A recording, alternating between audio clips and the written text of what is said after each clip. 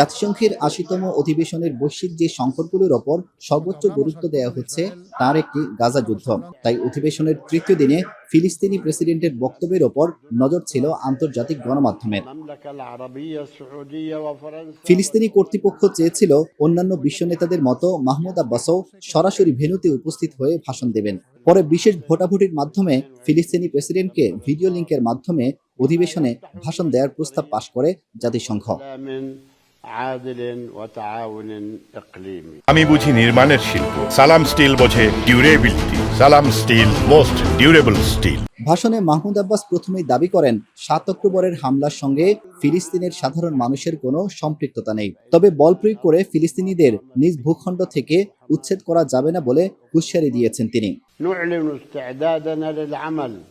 مع الرئيس الأمريكي دونالد ترامب ومع المملكة العربية السعودية وفرنسا والأمم المتحدة وجميع الشركاء। গাজায় ইসরায়েলি আগ্রাসনের মধ্যেই ট্রাম্পের নেতৃত্বে গাজার শান্তি ফেরাতে কাজ করতে প্রস্তুত ফিলিস্তিনি কর্তৃপক্ষ। পাশাপাশি চলমান সংঘাত সমাধানে ফিলিস্তিনি কর্তৃপক্ষের অবস্থান এবং যুদ্ধ পরবর্তী গাজার শাসন ব্যবস্থা নিয়েও কথা বলেন মাহমুদ আব্বাস।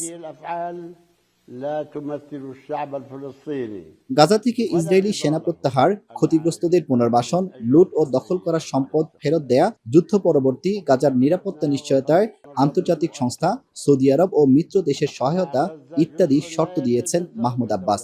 বিপরীতে ঘোষণা করেন ফিলিস্তিনের শাসন কাঠামো পুনরুদ্ধারে সংঘাত থামার ১ বছরের মধ্যে প্রেসিডেন্ট ও পার্লামেন্ট নির্বাচন আয়োজন করার পরিকল্পনা আছে তাদের। এদিকে তৃতীয় দিনে অধিবেশনে বক্তব্য দিয়েছেন ইয়েমেনের জাতিসংঘ সমর্থিত সরকারের প্রেসিডেন্ট আল আলিমি। এ সময় দেশটির সশস্ত্র সংগঠন হুতিদের সন্ত্রাসী কর্মকাণ্ডের তীব্র সমালোচনা করেন তিনি। এছাড়াও বক্তব্য দিয়েছেন ঘানা, বলিভিয়া, জর্জিয়া, হাইতির সরকার ও রাষ্ট্রপ্রধান। জাতিসংঘ সাধারণ অধিবেশনে বৃহস্পতিবার সবার মনোযোগ ছিল ফিলিস্তিনের প্রেসিডেন্ট মাহমুদ আব্বাসের দিকে। তিনি দায়িত্বহীন ভাষায় ঘোষণা করেছেন ফিলিস্তিনিরা তাদের ভূমি ছাড়বে না। ইসরায়েলের বিরুদ্ধে গণহত্যারও অভিযোগ তুলেছেন তিনি। নিউ ইয়র্কের জাতিসংঘ সদর দপ্তর থেকে আব্দুল আহাদ, এখন।